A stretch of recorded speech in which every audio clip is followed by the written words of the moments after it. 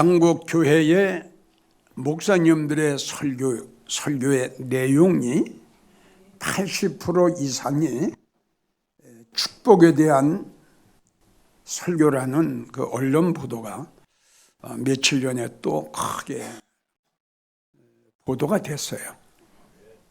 설교의 내용이 80% 이상이 복받아라, 이 내용으로 설교를 하는 목사.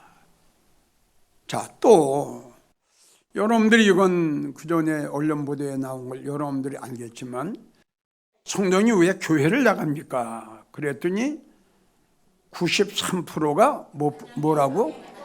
복을 받아서 가정의 행복을 누리기 위해서 교회를 나갑니다. 그리고 건강 때문에 교회 나갑니다. 마음의 평안함을 얻기 위해서 교회를 나갑니다. 참, 이런 언론 보도가 나올 때마다 한국교회 이름 없는 한 목사로서 참 걱정이 되고 안타까운 것은, 한국교회의 앞날이라기보다 저 성도들의 구원의 문제가 염려가 되는 거예요. 어떻게 복을 받아서 행복하게 살기 위해서 교회를 나가고 믿음 생활을 한다? 그게 93%다? 이게 믿으시겠어요? 여러분, 이런 언론 보도가 사실이라면 10명 중에 9명 이상이 복을 받기 위해 행복하게 살기 위해서 교회를 나간다는 것이 10명 중에 9명이라고 한다면, 한국교회 앞으로 영적 수준이, 미래가 어떻게 되겠어요? 맞나요? 한국교회는 사대교회가 될 거예요. 자, 사도 요한 어느 날 하나님이 환상을 열어서 사대교회를 보게 하셨죠. 성도들이 볼 때에는 살아있는 것 같은데 주님이 보시니까 죽었어요. 요한계시록 18장 5절부터 보면 무덤 같은 교회가 나오죠. 그러한 교회가 바벨교회인데 적은 교회가 아니라 큰 교회입니다. 그게 무너지네요, 마지막 때. 그러면 무너졌도다 큰 성 바벨론이요. 성경에 이렇게 기록이 되어 있거든요. 그러면 이 교회가 무너집니까? 이 교회가 무너지느냐고요? 아닙니다. 뭐가 무너지나요? 그렇죠. 믿음이 무너집니다. 그러니까 전 디모데 후서를 보면 마지막 때에 많은 사람들의 믿음이 무너지고, 많은 사람들의 믿음이 떨어지고, 많은 사람들의 믿음이 파손되고, 그걸 사도 요한이가 본 거예요. 야, 한국교회 큰일이구나. 이 건물이 무너지는 거 아닙니다. 성도들의 믿음이 무너지는 거예요. 믿음이 파손되는 거예요. 이게 말세의 징조예요. 이게 한국교회가 문제가 아니라 성도들이 문제예요. 다시 말하지만 구원의 문제하고 이게 연결이 되거든요. 난 이런 보도를 볼 때마다 또 에베소 교회를 생각하게 돼요. 요한계시록 3장을 보면 에베소 교회가 주님 앞에 책망을 받습니다. 내가 너를 책망하노니, 내가 너를 책망하노니. 잘 들었으면 좋겠어요. 책망한 내용이 뭐냐 그러면 뭘까요? 너 천믿음 잊어버렸어. 어디서 떨어졌는가? 왜 떨어졌는가? 아멘. 돈 때문에 떨어졌냐? 세상의 영이 너의 심령 속에 들어갔냐? 무엇 때문에 네 믿음이 떨어졌냐? 빨리 찾아라. 그리고 회개해라. 그렇게 안 하면 어떻게? 너하고 나하고의 모든 관계는 끊어지게 될 거다. 촛대를 옮긴다고 했으니 그 인생은 끝난 거죠. 이게 에베소 교회예요. 지금 우리 한국 교회 봅시다. 지금 이야기했죠. 믿음? 여러분, 믿음이 뭡니까? 믿음의 정의가 뭡니까?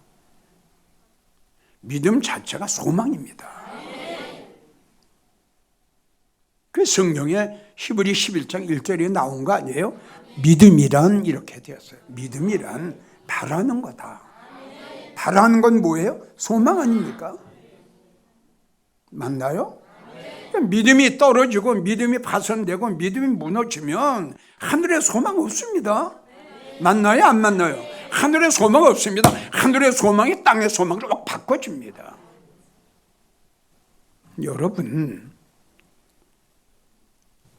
믿음은 생명보다 더 소중한 거예요. 그렇기 때문에 믿음을 지키기 위해 생명을 버려요.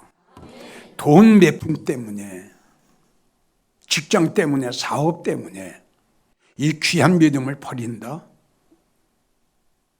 에사우와 같은 사람이죠.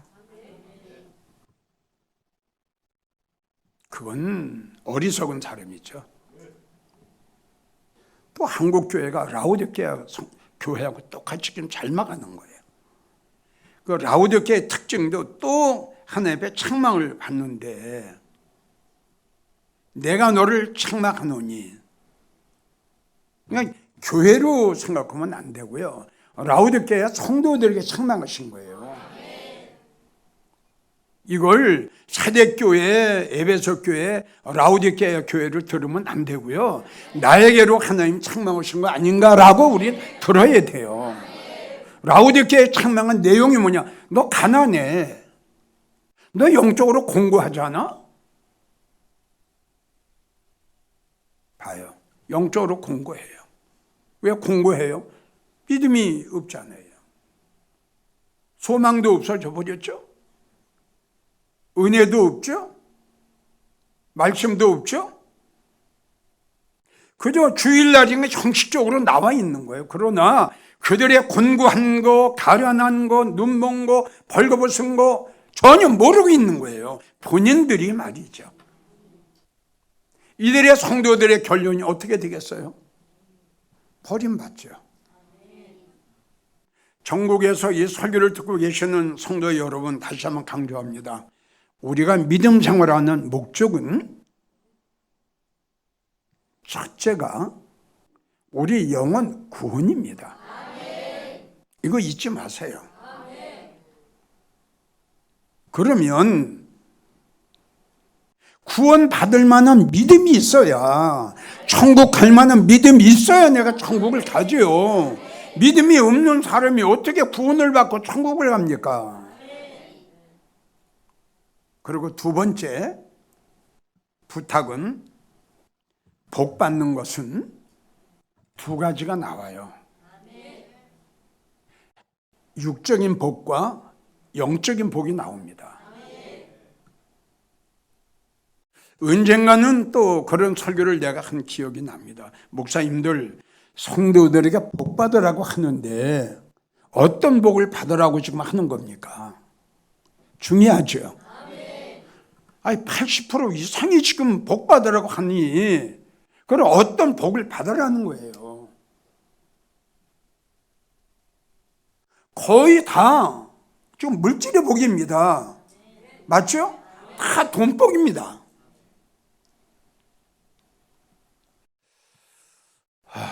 우리 기독교는 이게 아닌데, 순교자들 보세요. 명예를 버리고 생명을 버리고 우리가 말하면 사업도 버리고 돈도 버리고 물질도 버립니다. 모세를 보세요. 바로 공주의 아들 되는 것까지 다 거절을 해버려요. 바울을 보세요. 쓰레기로 여겼습니다. 이 난 모든 걸 쓰레기로 버리고 그리스도 예수 안에서 발견되는 자가 되기로. 이게 믿음인데 이게 되겠어요.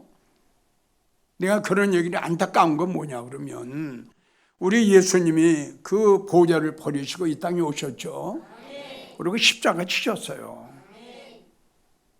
피 흘리셨어요. 그 십자가에서 흘리신 그 피를 왜 자꾸 세상 것으로 연결하느냐 이거지. 응? 그 무슨 말이냐? 예수님이 이 땅에 오신 것은 우리 돈 많이 벌고 축복받아서 행복하게 잘 먹고 잘 살려고 우리 주님이 십자가 지셨냐 이거 내 말이.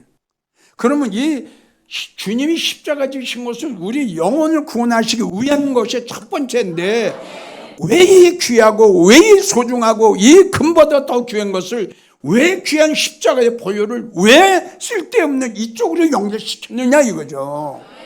전도 많이 하면 복 받는다. 충성하면 복 받는다. 모하면 복 받는다. 모하면 복 받는다. 그럼 축복에 대한 설교를 하면 좋다 이겁니다. 그러면 돈복이냐 영적인 복이냐 이걸 내가 묻는 거예요. 그러니까 목사님들이 성도들에게 복 받으라고 할 적에는 분명하게 이걸 갈려줘야 됩니다. 지금 에베소 1장 3절을 보면 신령한 복이 나오죠. 이게 하늘에 가서 받는 복이에요. 나는 그렇게 생각해요. 기독교라는 종교 자체가요, 이거는 고난의 종교입니다. 뭐 먹을 거 다 먹고 할 거 다 하고 뭐 갈 때 다 가고 이런 종교는 난 아니라고 생각해요. 그러니까 지금 이야기했죠. 모세 보세요. 바로 공주의 아들을 거절하고요. 하나님의 백성과 함께 그리고 잠시 죄악으로 인해서 낙을 누리는 것보다 이게 얼마나 귀한 고백이에요. 그러나 오늘날 잠시 죄악으로 인해서 낙을 누리려고 하는 사람이 얼마나 많아요. 지금 돈만 벌면 돼요. 출세만 하면 돼요. 성공만 하면 돼요. 예수 없어요. 복음 없어요. 믿음 없어요. 천국도 없어요. 소망도 없어요. 그저 여기서 성공하면 돼요. 왜 목사님들이 자꾸 이쪽으로만 설교하는지 정말 너무너무 속상해 죽겠어요. 그러니까 성도들은 따라갈 수밖에 없죠.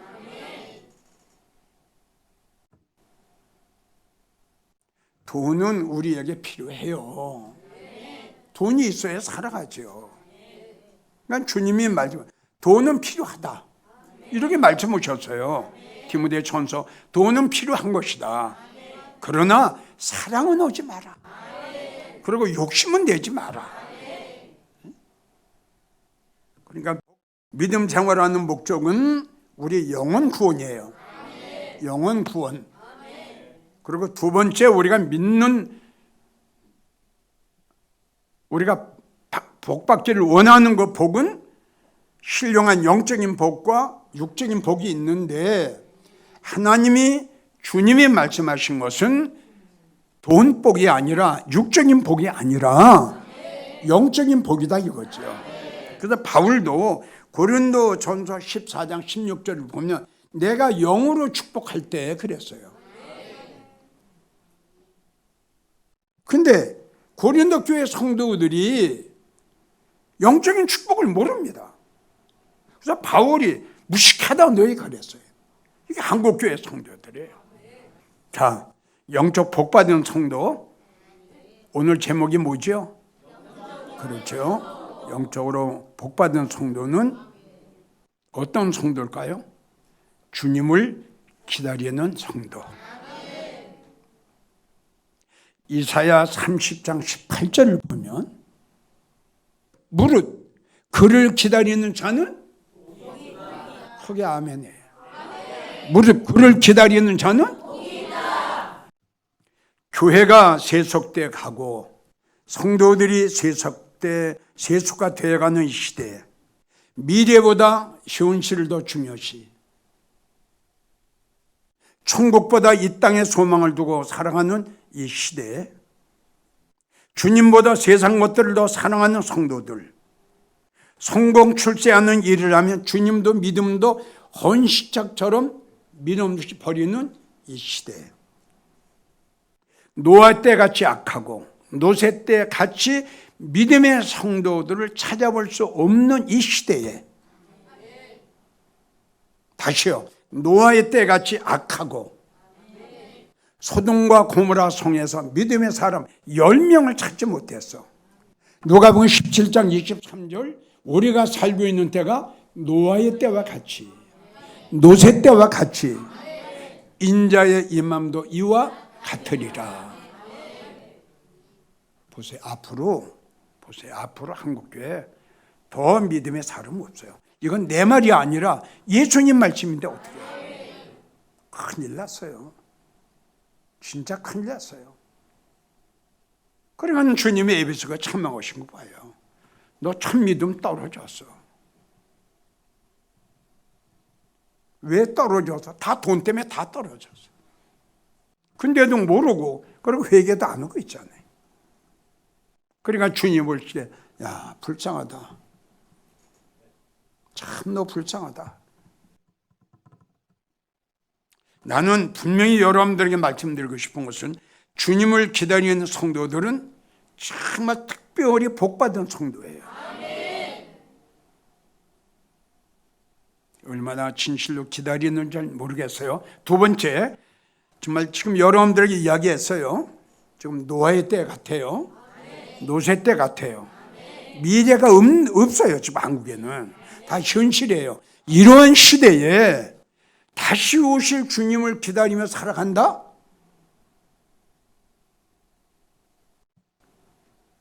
주님 뭐라고 말씀하셨죠? 복받았다. 정말 이런 변절돼 가고 세수가 돼가는 이런 시대에 정말 다시 오실 주님을 기다리며 살아가는 성도, 응? 그러니까 이거는 여러분들 자신이 알아요. 내가 얼마나 주님을 진심으로 기다리고 내가 얼마나 진심으로 주님을 사모하고 있는지 그건 여러분들이 대답하시면 돼요. 분명히 주님은 말씀하셨어요. 나를 기다리는 자는 복받았다. 또 나를 기다리는 자 너는 믿음의 후사다. 그것이 로마서 아브라함의 후사예요. 나는 여러분들 중에 다만 몇 명이라도 믿음의 후사가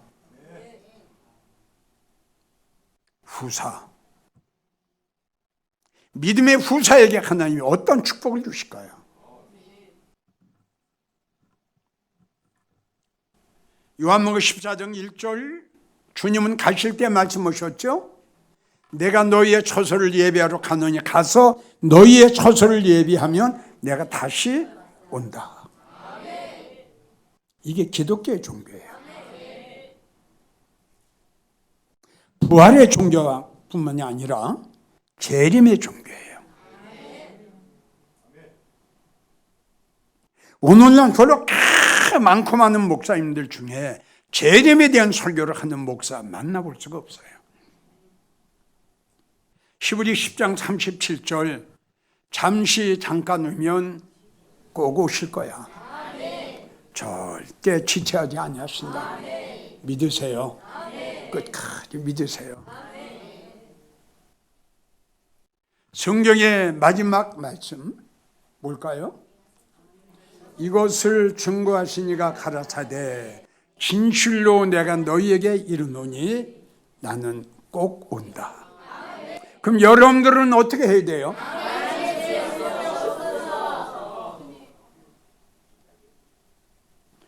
정말 주님을 기다리고 사모하는 성도들은 아멘이 나와야 돼요. 아멘. 주님 빨리 오세요. 근데 진정으로 주님을 기다리는 성도들은 이런 고백이 나와요. 맞죠? 근데 다른 걸 사랑하고 다른 데 마음을 주고 다른 데 목적이 있고 다른 데 소망이 있으면 주님 기다릴까요? 왜 안 기다려요? 그런 성도에게는 예수님 안 오시는 게 좋습니다.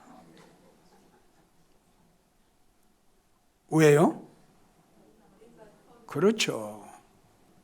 성경에 나와 그날에 그랬죠. 그날은 어떤 날이에요? 주님 오시는 날이에요. 하나는 데려감, 하나는 버림받고 슬피 울었다. 아멘이 나오겠어요. 자, 주님이 가실 때 부탁하신 거 기억나죠? 몇 가지예요? 세 가지. 첫 번째, 그래서 이사야 30장 18절 무릇 그를 기다리는 자는 그래도 주님이 첫 번째 말씀하십니다. 나 기다려라. 어떻게 기다려라? 주인이 와서 문을 두드리면 곧 이런 성도가 되기를 축복합니다. 그게 누가복음 12장 36절. 두 번째 어떻게 하고 있어라? 깨어 있어라. 그래서 아가서 5장 2절이가 보게 되면 우리가 잠은 자고 있는데 마음은 깨어 있어요. 마태복음 24장 40절 깨어 있어라. 어느 날에 너희 주가 임할는지 알지 못한다. 마태복음 24장 40 예비하고 있어라. 생각지 않는 때에 인자가 오리라. 이사야 25장 9절 우리가 따라오세요. 우리가 주님을 기다렸으니 주님이 나를 구원하시리라. 예, 기다리는 성도 데려가시는 거예요. 이사야 8장 17절 따라옵시다. 이사야 8장 17절 나는 주님을 기다리며 주님만 바라보리라. 다른 거 보지 말라. 그래서 히브리 11장 1절인가 아는 분 믿음의 주여 온전케 하시는 예수를 바라보지. 아니, 너무 좋지 않아요? 전국에서 주님을 기다리면서 외롭게 살고 살아가고 있는 사랑하는 성도 여러분, 주님은 언젠가는 꼭 분명히 오십니다. 성도님들은 이 시대에 최고의 복받은 성도, 그리고 예수님이 오실 때 찾으시는 믿음의 성도. 여러분들은 인내심을 갖고 믿음의 정절을 지키며 주님 오시는 날까지 기다리십시오. 우리 주님이 공중에 임하시는 날 제일 첫 번째 주님을 기다리는 성도를 찾아가실 겁니다. 그날에 여러분들은 여러분들의 세상이 올 겁니다. 그날에 여러분들 제 인생이 시작이 될 겁니다. 힘들고 어렵더라도 조금이라도 복음의 소망에서 흔들리지 말고 일편단심 끝장 보십시오. 주님이 여러분들의 모든 것을 절대적으로 책임져 주실 겁니다.